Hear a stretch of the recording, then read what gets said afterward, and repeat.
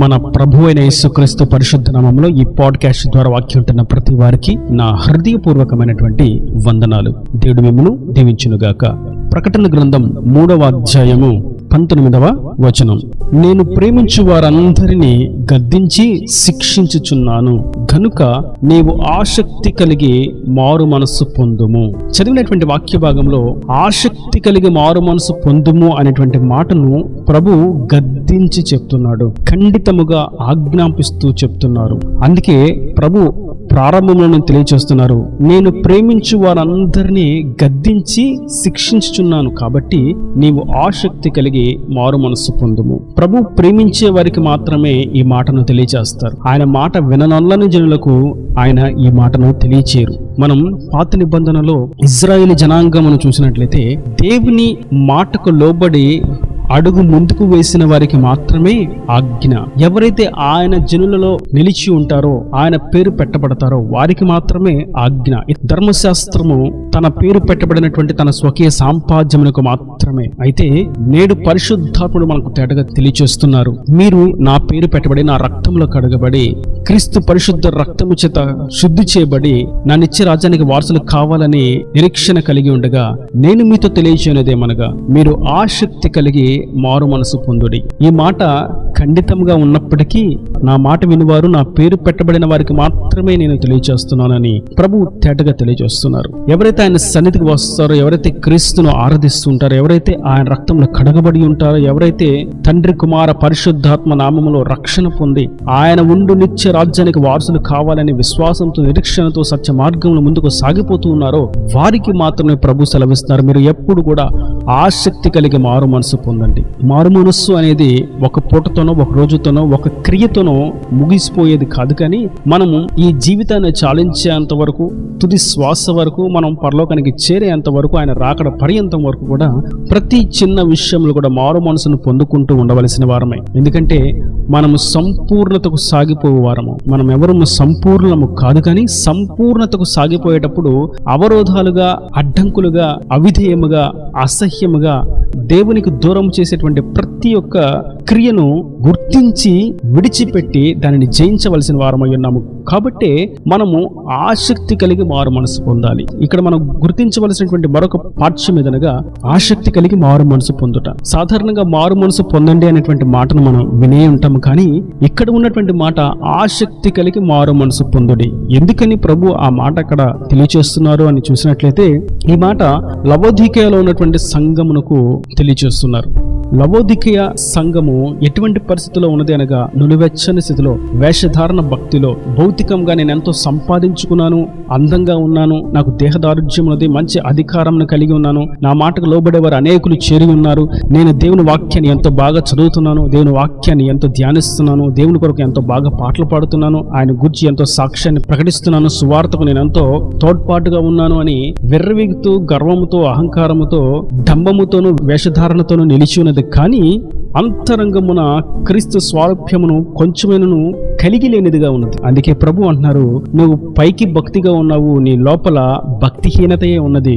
ఆసక్తి కలిగి మారు మనసు పొంది. ఇంకా ఎక్కువ సమయం లేనేలేదు, ఇంకా సమయం ఉన్నది, అప్పుడు చూద్దాం, ఇంకా సమయం ఉన్నది, ఆ సందర్భంలో ఆలోచిస్తాం అని అనుకోవడం కాదు, కానీ ఆసక్తి కలిగి ఇప్పుడే నువ్వు మారు మనసు పొందు అని సంఘం యొక్క పరిస్థితిని బట్టి పరిశుద్ధాత్ముడు తేటగా తెలియజేస్తున్నారు. నేటి వాక్యం వింటున్నటువంటి నా ప్రియ సహోదరులారా, మనం ఏ స్థితిలో ఉన్నామో, మనం ఎంత భక్తిలో ఉన్నామో అని మనల్ని మనం ఎవరు కూడా గొప్పగా ఎంచుకుని అతిశయించేటువంటి గర్వం ఎవరికి రాకూడదు. ఆ యొక్క స్థితి ఎవరికి కూడా లేనేలేదు. అయితే ఎప్పటికప్పుడు మనం ఆయన సన్నిధిలో ఆయన స్వారూప్యాన్ని, ఆయన ముఖ దర్శనమును, ఆయన శిలువ దర్శనమును మన ఎదుట ఉంచుకొని మనం మారు మనసు పొందుతూ ముందుకు సాగవలసిన వారమే. అది కూడా ఆసక్తి కలిగి.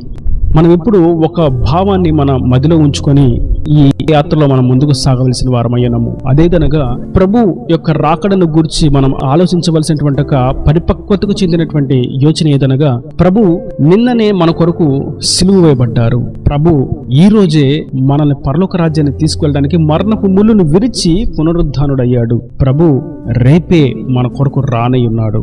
ఈ ఆత్మీయ స్పృహ కలిగిన వారమే మనం ముందడుగు వేసినట్లయితే ప్రతిరోజు కూడా ప్రభు నా కోసం రేపు రానై ఉన్నాడు, నేను ప్రభు యుద్ధకు రేపు చేరవలసిన వాడను, చేరవలసిన ధనను అని ఆలోచించినట్లయితే ఆసక్తి కలిగి మనం ప్రతి చిన్న విషయంలో కూడా ప్రభు ఉద్దేశాన్ని గుర్తించగలుగుతాం, ప్రభుకు ఆయాసకరమైనది విడిచిపెట్టగలుగుతాం, మనల్ని భక్తిలో నుండి పడవేసేటువంటి సాతాను కుయుక్తులను గుర్తించగలుగుతాం, అప్పుడు తంత్రాలను సాతాను క్రియలను ఓడించి జయించగలుగుతాం. కనుక మనం ఆసక్తి కలిగి మారు మనసు పొందాలని ప్రభు సెలవిస్తున్నారు. మనం సామెతల గ్రంథంలో కూడా ఒక విషయాన్ని చూస్తాం. 3వ అధ్యాయము 11వ వచనంలో, నా కుమారుడా, యెహోవా శిక్షను తృణీకరింపవద్దు, ఆయన గద్దింపునకు విసుకవద్దు. ఎప్పుడు ఆశీర్వాదాలను గూర్చి దీవెనలను గూర్చి నీవు ఆ విధంగా దీవించబడతావు, ఈ విధంగా దీవించబడతావు, ఆశీర్వదించబడతావు, నీకు దీవెన సమృద్ధిగా రాబోతుంది, నువ్వు ఎక్కడ అడుగు పెడితే అక్కడ బంగారం పండుతుంది అని వచనాలు మాత్రమే కాదు గాని ఆయన గద్దింపు వచనాలు మనం తెలుసుకోవలసిన వారమై ఉన్నాము. ఎందుకంటే ఆయన ప్రేమించే బిడ్డలకు మాత్రమే గద్దింపుతో మాట్లాడతాడు, ఆజ్ఞలను అనుగ్రహిస్తాడు, కట్టడలను నియమిస్తాడు. ఎందుకంటే వారు ఆయనకు పూర్తిగా స్వకీయ సాంపాద్యంగా తన ప్రియ బిడ్డలుగా ఉండాలని ఆయన కోరుకుంటున్నారు. నేటి వాక్యం ఉంటున్నటువంటి నా ప్రియ సహోదరులారా, మనము ఆశీర్వాదాల కొరకు పరిగెట్టవలసినటువంటి అవసరత లేని లేదు. మనము ఆసక్తి కలిగి మారు మనసు పొందినట్లయితే ఆశీర్వాదం మన వెనుక పరిగెట్టుకుంటూ వస్తుంది, మన వెనుక అది అనుసరిస్తూ మన అడుగుజాడలో ఆశీర్వాదం వస్తూ ఉంటుంది. మనం ఇతరులకు దీవెనకరంగా, మనం ఇతరులకు ఆశీర్వాదకరంగా మార్చబడతాం. ఎప్పుడు అని చూసినట్లయితే మనం ఆసక్తి కలిగి మారు మనసు పొందినట్లయితే మన పితరులు ప్రభు శిలువ మరణము తర్వాత వారు ఆశీర్వాదం కొరకు ప్రయాసపడలేదు. ఎందుకంటే ఇది క్రొత్త నిబంధన ఆశీర్వాదం. ఈ ఆశీర్వాదం భౌతిక పరమైనది మాత్రమే కాదు, ఈ ఆశీర్వాదం ఆత్మ సంబంధమైనది. ప్రభువును గురించి మనం ఒక శ్రేష్టమైనటువంటి విషయాన్ని గమనిస్తాం. ఆయన ఎక్కడ కూడా ఆశీర్వదించు అని ప్రార్థించలేదు, కానీ ఆయన ఎక్కడికి వెళ్తే అక్కడ ఆశీర్వాదం ఉన్నది.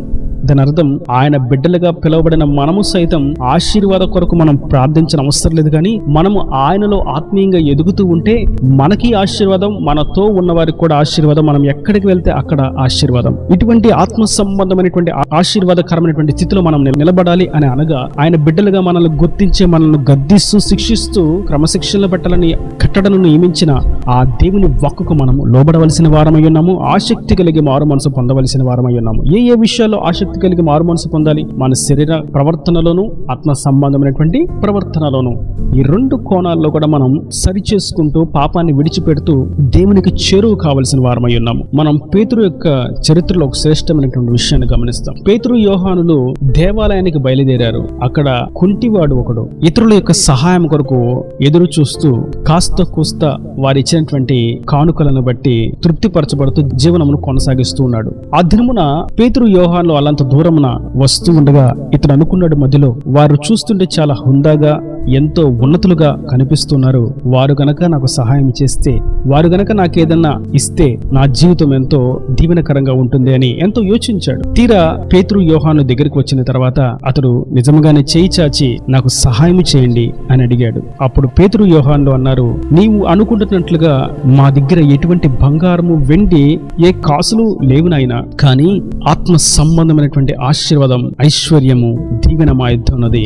అది ఇచ్చిన ఆ నజరుడైనటువంటి యేసు నామములో లేచి నడువు అని అనగానే ఆ కుంటివాడు చక్కగా లేచి నడవడం ప్రారంభించాడు. పేతురు యోహాను దగ్గర ఈ భౌతిక పరమైనటువంటి ధనము లేదు, కానీ వారు ఆసక్తి కలిగి మారు మనసు పొంది దేవుని అడుగుజాడల్లో నడుస్తున్నారు కాబట్టి వారు ఎక్కడికి వెళ్తే అక్కడ వారు ఆశీర్వాదాన్ని అనుభవించారు. వారిని బట్టి ఇతరులు కూడా ఆశీర్వాదాన్ని అనుభవించారు. వారితో పాటు ఆశీర్వాదం నడుస్తూ వెళ్తుంది, వారి వెనకాల ఆశీర్వాదం అనుసరిస్తున్నది. మనము సైతం ఆయన అడుగుజాడలను నడిచినట్లయితే పేతురు ఏ విధంగా ఆసక్తి కలిగి నేను అబద్ధం ఆడాను, క్రీస్తుని ఎరుగును అని ఏ విధంగా చెప్పానో అని కన్నీరు విడుస్తూ దేవుని యొద్ద మారు మనసు పొందినట్లు మనము సైతం మన అవిధేయతలను బట్టి మారు మనసు పొందినట్లయితే, పాపమును విడిచిపెట్టినట్లయితే, ప్రభు సన్నిధిలో ఆయన పాదాలను పట్టుకున్నట్లయితే, కన్నీరు విడుస్తూ విలపించినట్లయితే ఆయన మన పాపములను క్షమిస్తాడు.